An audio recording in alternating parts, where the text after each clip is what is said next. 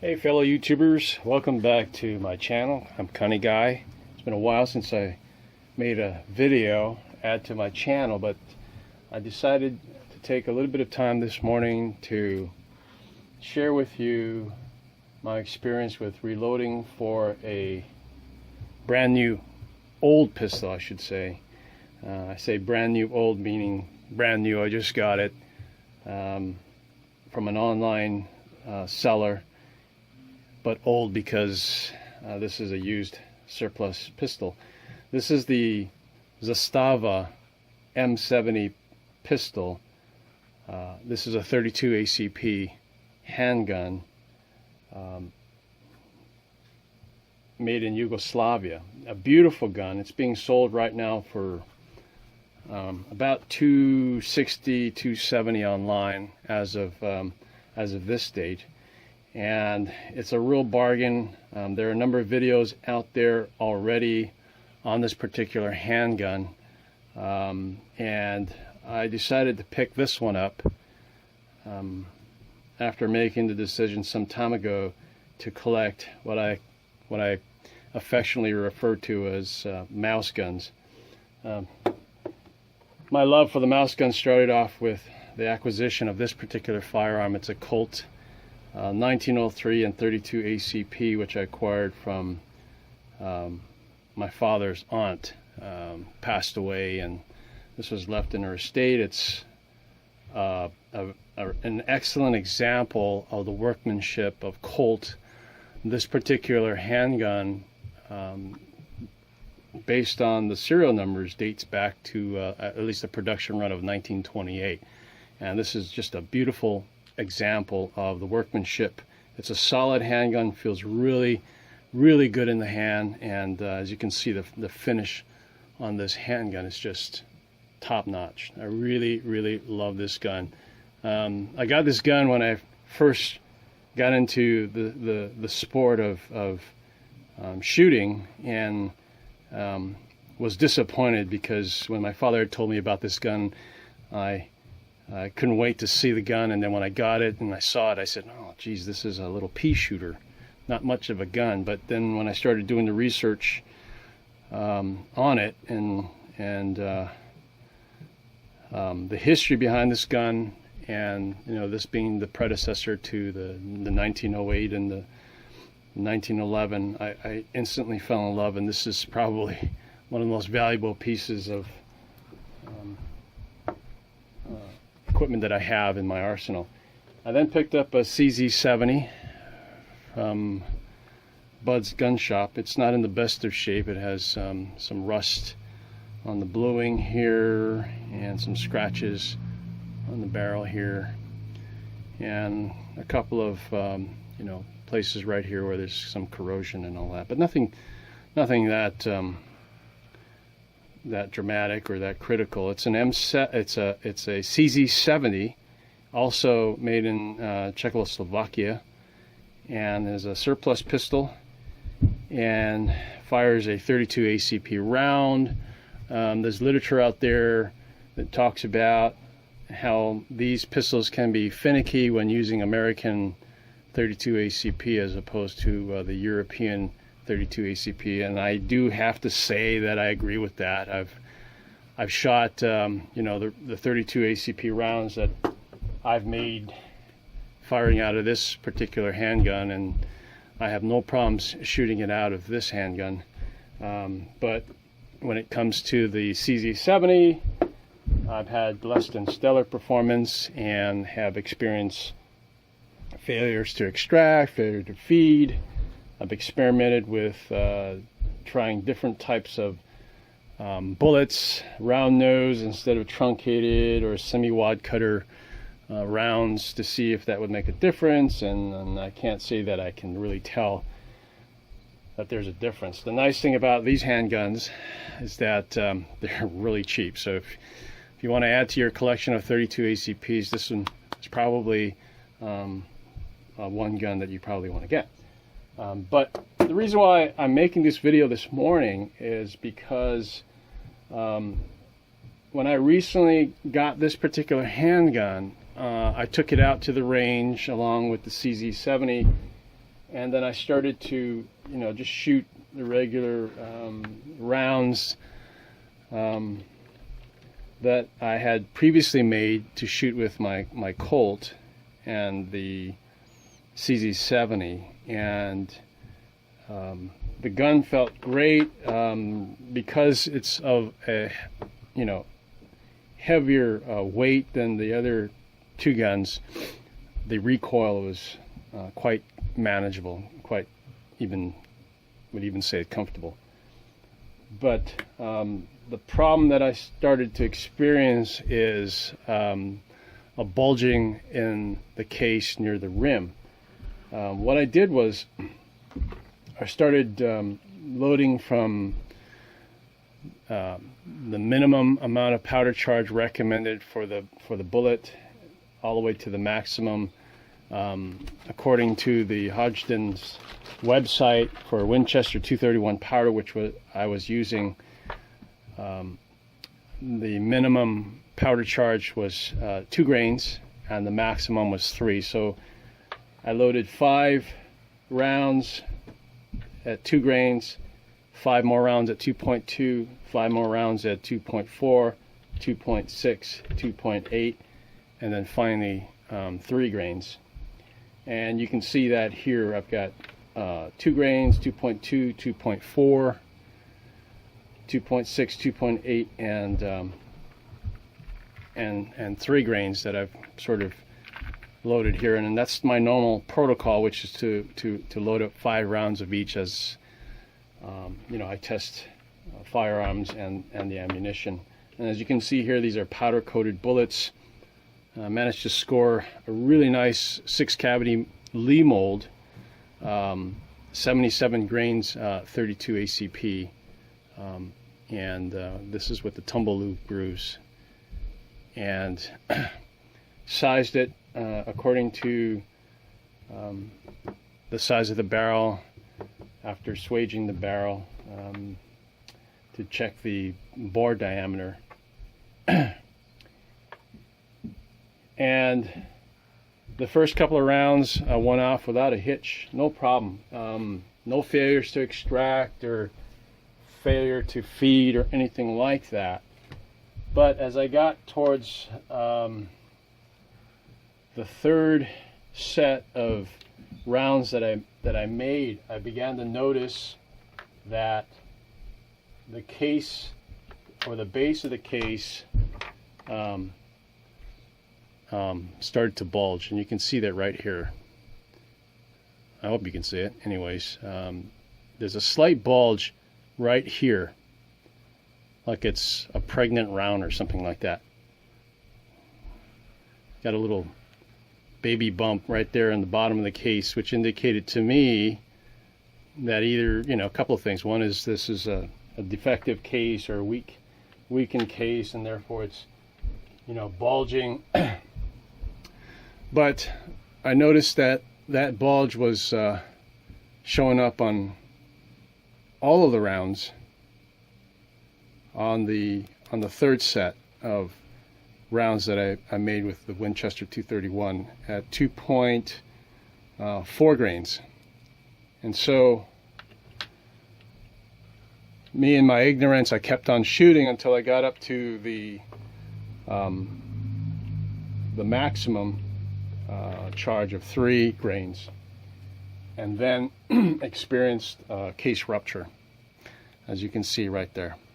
Okay, this is the first time I've ever experienced a case rupture, and it just showed me how lax I was in my attitudes towards testing pistols or new pistols and rounds, and not paying attention to the telltale signs of an imminent case rupture. After recognizing and seeing the case bulges in the third set and then the fourth set, and continuing on with this idiotic procedure of testing these rounds, I experienced a case failure. And to the credit of the way this firearm was manufactured, I felt it explode in my hand, and the force of the explosion you know, swelled the grips a little bit and forced a partial ejection of the magazine. So the magazine was out like this. I felt the explosion in my hand. I felt small pieces of debris hit my face. And then I took out the magazine, and you know, the rounds that were still in the magazine were covered with you know, soot and carbon debris. These are the rounds that were left in the magazine. And then of course I discovered the ruptured case here. I was very, very lucky in that I was not injured. So what I did was obviously stopped and then went home and tore apart the gun to clean it to make sure that it was functioning properly. The magazine had swelled to some degree, and although it would fit in the gun, there was some resistance, indicating that the pressure had caused the magazine to swell to a small degree, such that it caused or created more friction in the gun as you attempted to either insert the gun or remove the magazine. That was easily remedied by putting it into a vise and just gently squeezing the sides, and now it's functioning like the other magazine that the gun came with. So anyways, I started, you know, after cleaning the gun and taking a look at the ammunition, comparing the ammunition and attempting to determine how the round fit into the chamber and whether or not it was seated completely in the chamber. And I'm going to go ahead and take apart these guns here to show you the differences in how the rounds seat into the chamber. And the point that I want to make this morning is that the chamber on this Zastava M70 32 ACP is noticeably different from the chamber of the CZ70 and the Colt 1903, in that there is a greater degree of unsupported portion of the case itself, right where the case blew. And I'm not sure if that is typical of these handguns, or I just got a fluke and maybe someone took a nice Dremel tool and sort of you know, buffed out or took out some materials to make the seating of the bullets in the chamber, I don't know, easier. But in any event, pause right here. I'll take apart the guns, and when we start up again, you'll see the guns taken apart with their respective barrels. So I've taken the guns apart off camera just to show you the differences in these handguns. And on the left, the far left here, I have the Zastava M70 pistol 32 ACP. In the middle, the CZ70 and 32 ACP, and then all the way to the right, the Colt 1903, and chambered in the same round. And what's interesting is when you measure the diameter of the barrels, they all are quite different from one another in terms of dimensions. For the Zastava here, I measured the barrel at 0.3085, chambered in 0.3085, as compared to the CZ70, which is 0.307, and then the Colt 1903 at 0.311. So the Colt 1903 is probably as close to what you would expect out of a 32 ACP round. The rounds casted out of the mold are about 0.314. So, you know, you end up sizing the bullet down just a tad bit to fit what I would normally expect out of a 32 ACP pistol. So these European guns are significantly smaller in my book, in terms of the barrel size, compared to this American Colt 1903. But in any event, here's the barrel from the Zastava M70. And of course the barrel separates out from the handgun as compared to the CZ70, in which case you have, you know, a fixed barrel that doesn't tilt. And then the Colt 1903, which is very much like the Zastava M70. So, you know, here's the chamber end of the Zastava, and as you can see, here is the area of the chamber that I'm talking about. Now, the first time I looked at the barrel after coming back from the range and experiencing a case failure was, you know, I stuck the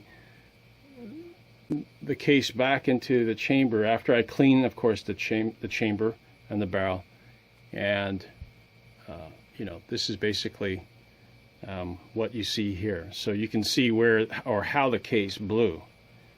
It seems like the case was sticking up past the plane of the barrel face, or the chamber face right here, and I wanted to see if that was normal. In other words, would a properly sized case seat in the same manner as this case that failed? So I took a couple of resize 32 ACP brass, stuck it in the chamber, and as you can see how deep it sits into the chamber compared to the round that failed, sits noticeably higher.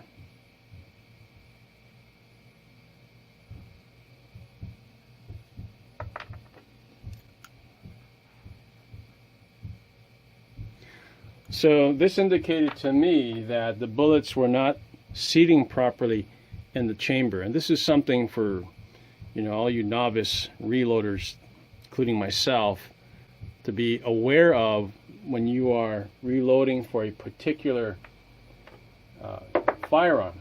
Don't assume that any of the rounds that you've made for any of the guns that you've been shooting actually fits into a newly acquired handgun. You can make the mistake, like I did, of assuming that that is in fact the case and end up with some problems like I did. So what I did was I took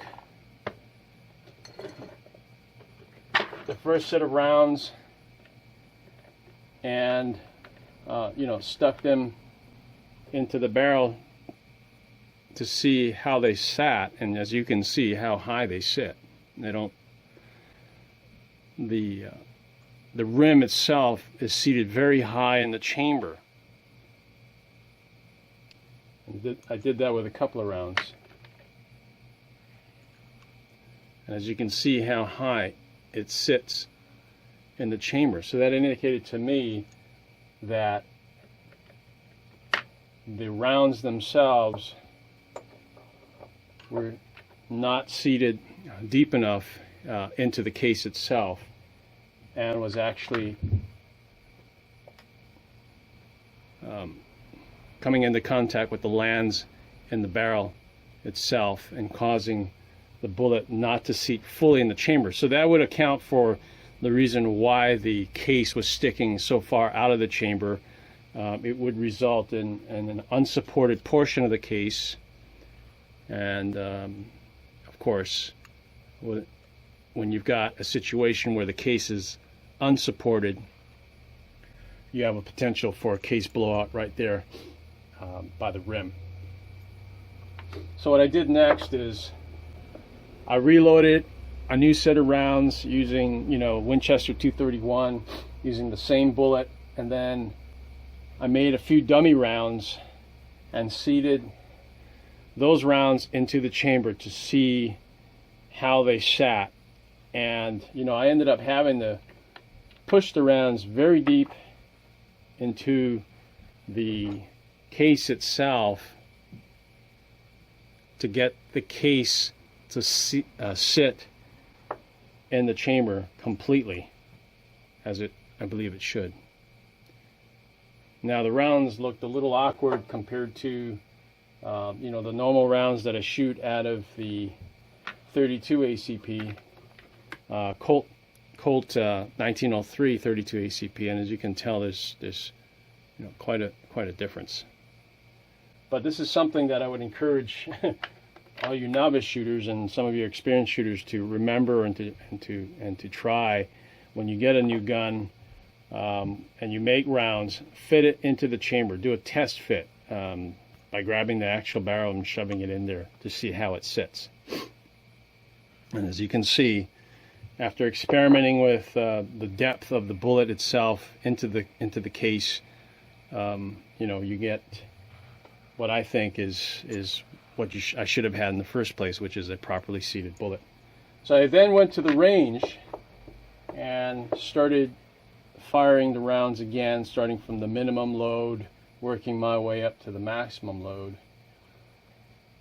And I began to experience failure to feed the round into the chamber, and the slide would get stuck open, partially open, and I'd have to jiggle the slide a little bit to get the round to chamber in. And I just kind of thought that was probably because of the way the rounds were seated deep into the case, probably not optimal.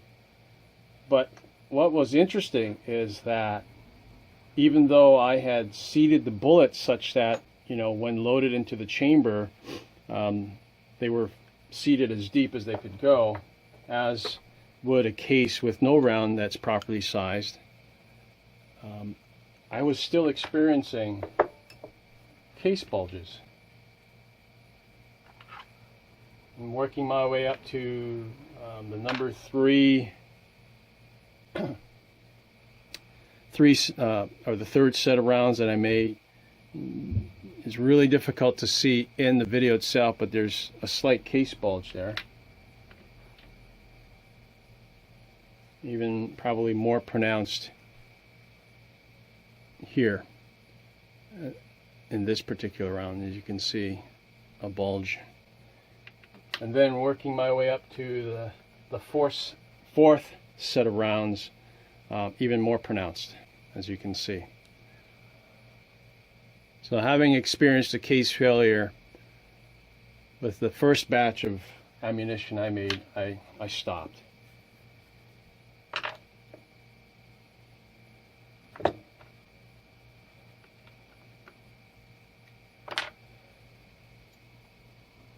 I went back to my man cave and started tearing apart the gun again, and just to check them to see what was going on and why I was still experiencing the case bulge.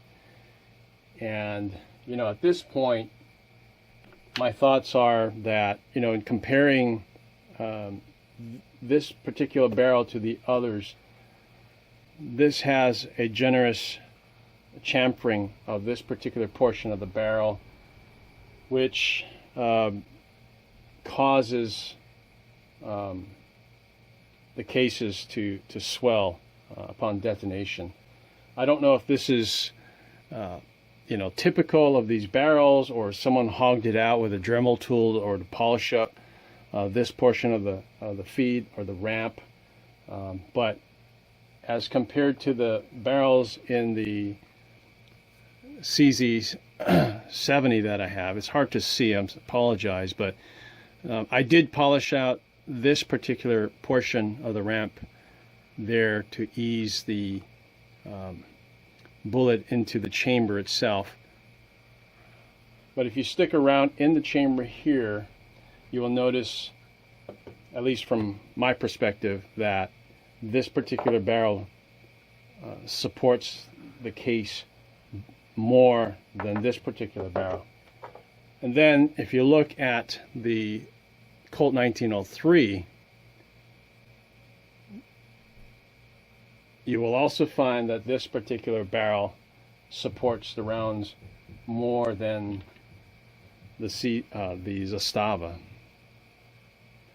and you have less exposure of the case itself right near the rim as compared to the Zastava. Okay, so where do we go from here? Well,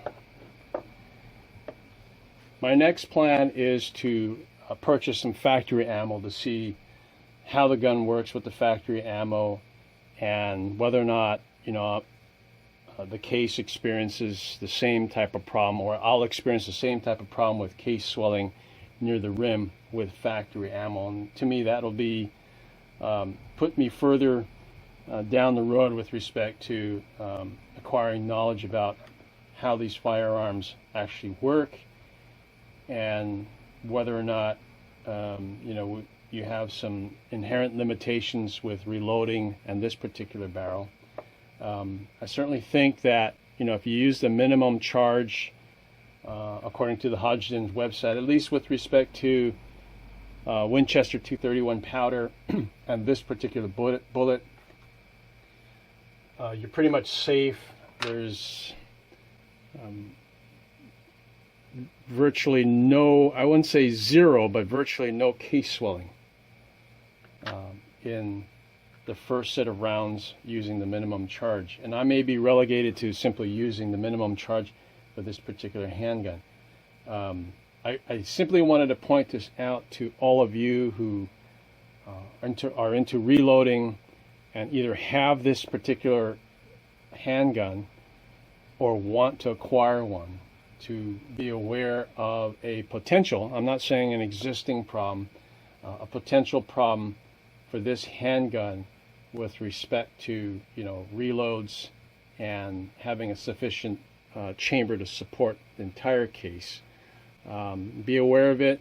Don't make the same mistake that I did reloading for this ammunition and not checking the actual rounds in the chamber itself. Okay, so if anybody has a different experience, I'd love to hear about it. If anybody has any suggestions about how I should go about testing this particular handgun, I'd love to hear about it. And if you have any questions, of course, please be sure to post it in the comment section. Thanks for watching.